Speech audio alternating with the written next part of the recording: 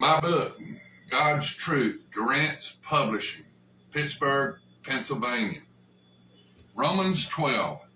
I beseech you, therefore, brethren, by the mercies of God, that you present your bodies as a living sacrifice, holy, acceptable to God, which is your reasonable service. And do not be conformed to this world, but by transformed by the renewing of your mind, that you may prove what is good and acceptable and perfect to God.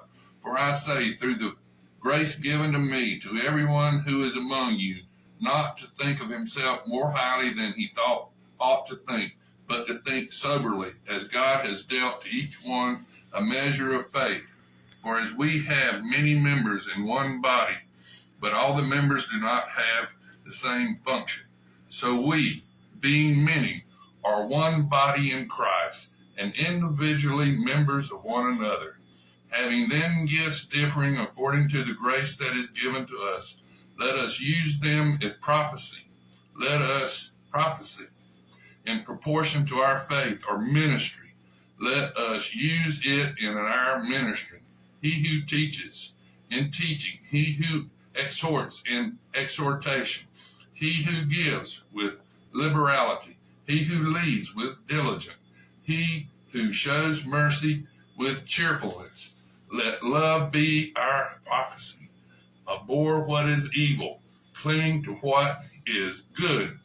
Be kindly affectionate to one another, with brotherly love and honor, giving preference to one another, not lagging in diligence, fervent in spirit, serving the Lord, rejoicing in hope, patient in tribulation, continually, steadfastly in prayer, distributing to the needs of the saints, given to hospitality.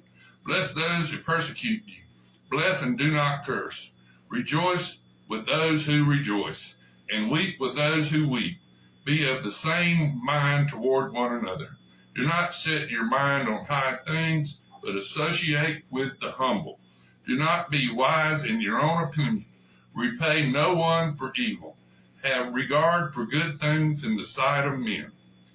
If it is possible, as much as depends on you, live peaceably with all men. Now, Paul, apostle of Christ, he had an affliction. God put an affliction on Paul. Paul was his chosen vessel.